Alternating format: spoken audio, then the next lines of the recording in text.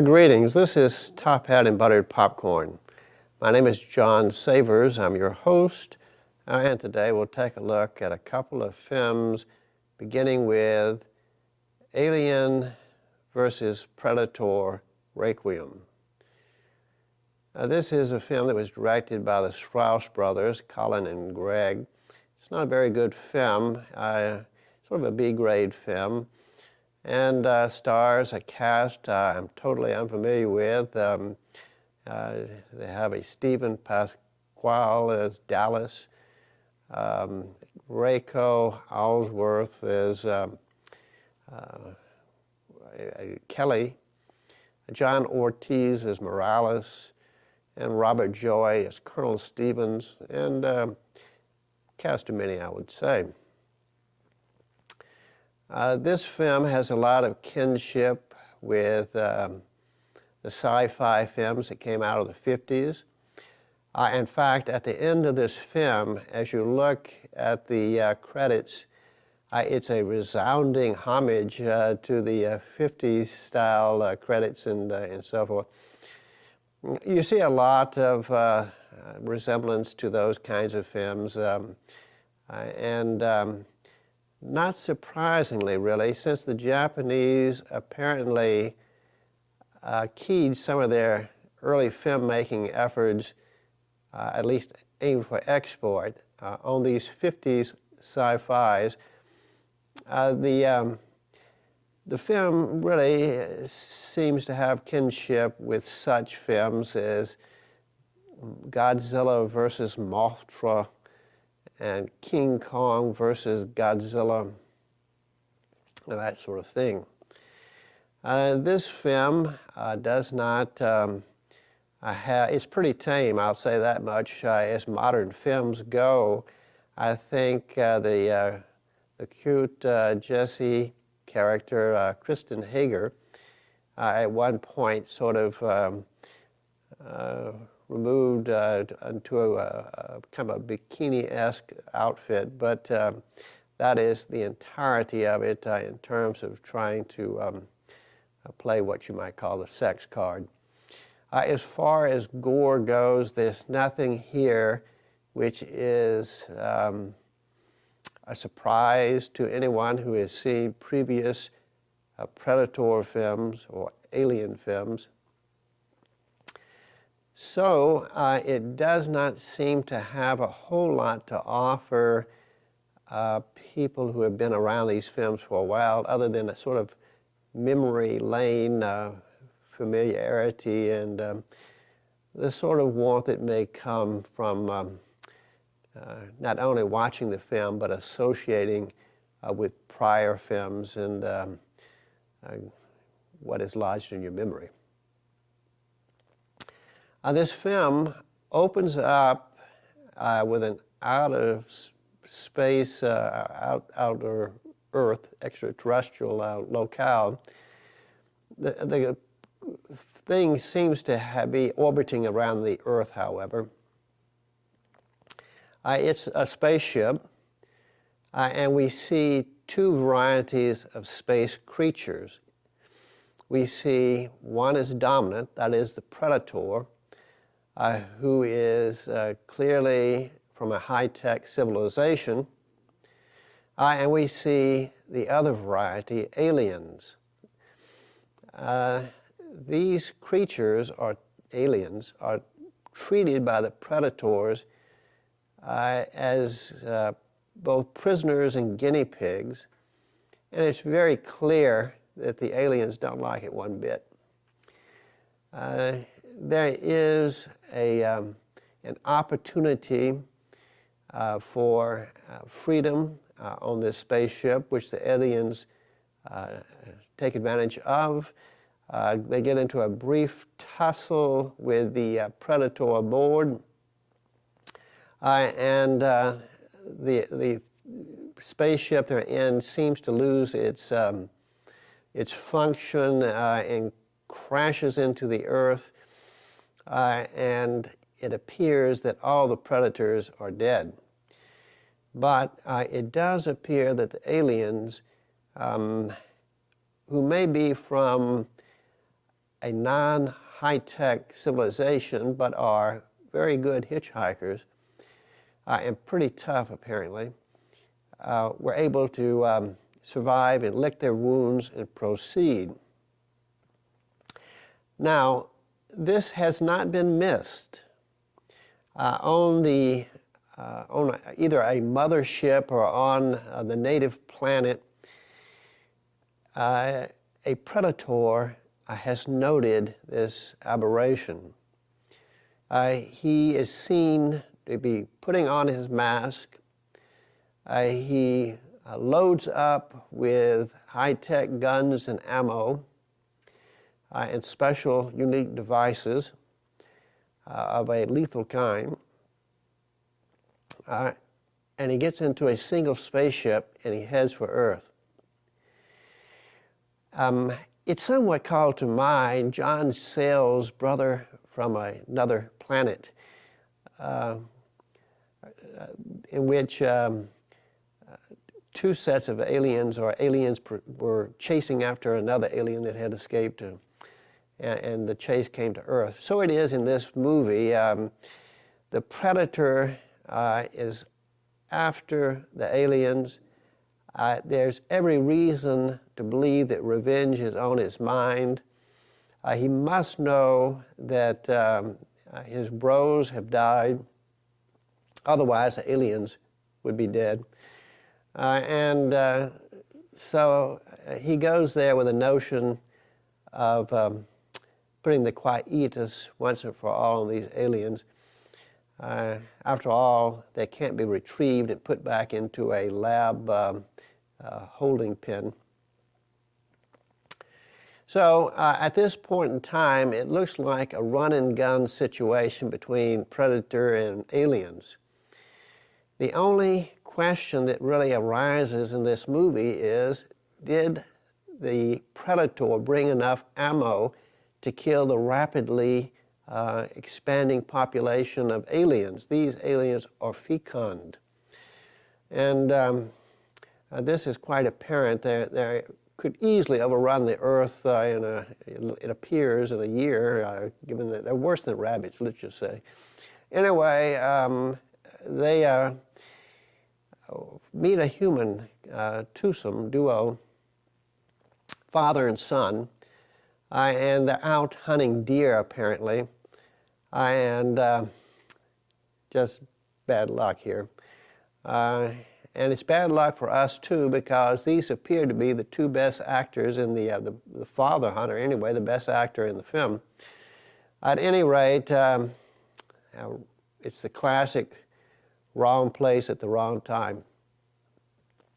So at any rate, the aliens are on the move, and the Predator lands. He comes down to the crashed vehicle. He checks it out carefully. He finds his dead comrade. There's a moment of respect and remorse shown by the Predator for his bro. Then he thoughtfully grabs the bro's high-tech arms and ammo and adds that to his own. Then he begins to pursue the aliens. And from this point on, it's a chase movie in which the Predators and the aliens are fighting left, right, and center, while occasionally, when opportunity arises, killing humans. And there's plenty of opportunity. This locale is in Gunnison County, Colorado, and near the main city of Crested Butte.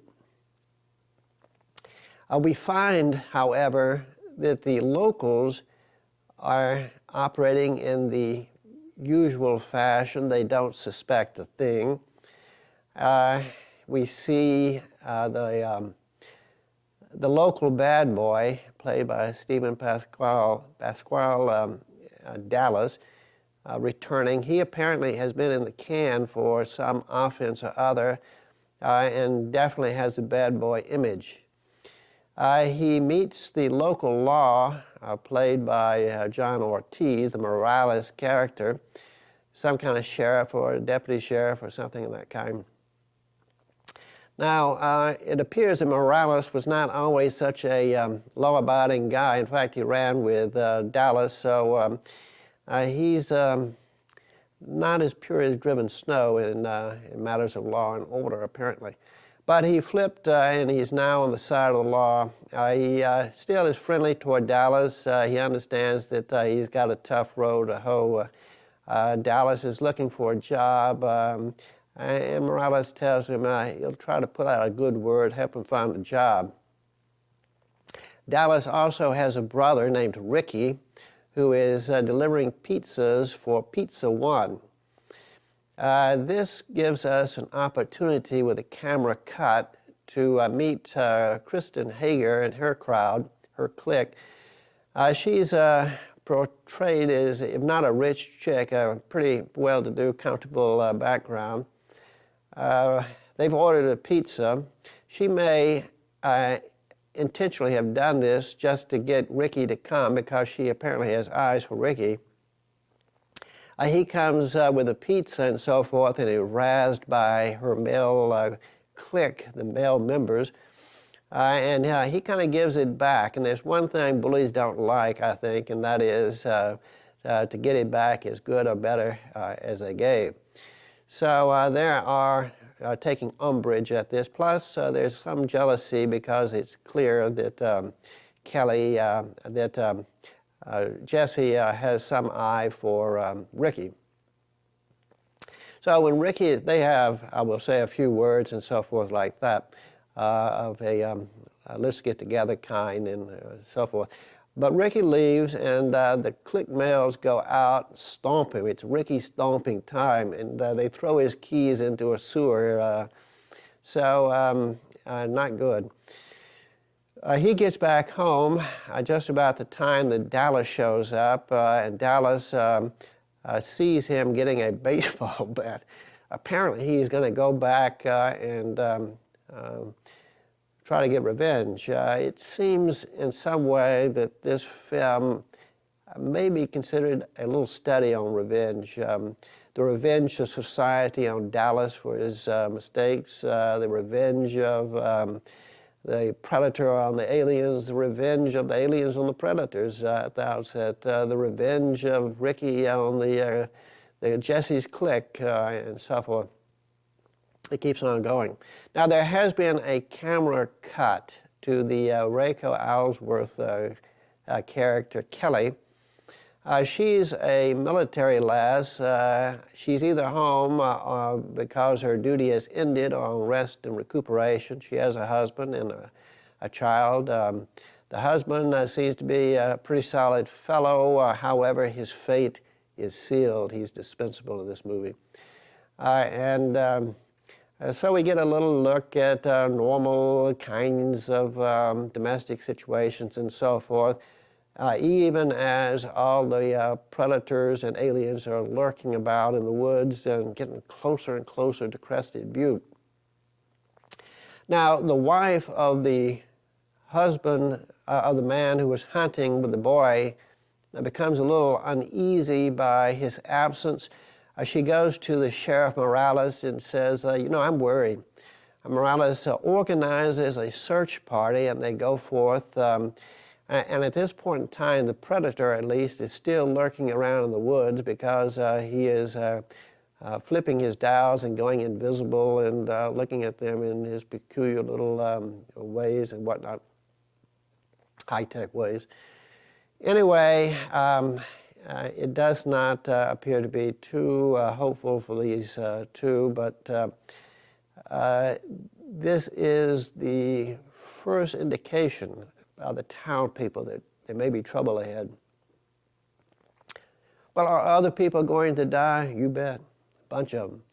And this film is pretty much from this point on a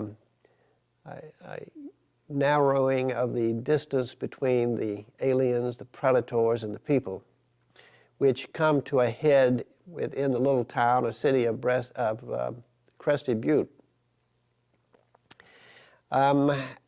As the thing progresses, as there are more and more deceased, as the remnant of people we know dwindles a little bit, it is decided by Morales and the others to contact outside authorities. They get in touch with a Colonel Stevens, played by Joy. He's a gloomy kind of person, kind of thoughtful in a way, also kind of detached and distracted and so forth. You know that he's heavily burdened with some idea. Well, they're on top of the situation. They seem to know what's there, and their solution is to nuke the critters. And they're not telling the locals this. They're saying, we're sending some help. We're sending a jet. We see the jet and so forth. It's carrying 2 nuclear weapons. We know this. And the colonel thoughtfully, kindly tells Morales to take the people to ground zero.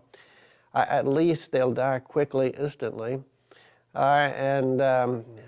So this is Morales' idea. However, Kelly, who has become much more active, and I will say Reiko Aylesworth is not, in my mind, a good actress, but she is certainly much better when it comes to action scenes. She is pretty good as an action player. At any rate, she is in favor of leading the people to the hospital and getting the helicopter there and scooting. So a decision is brought forth to amicably break into 2. One group following Morales to ground zero.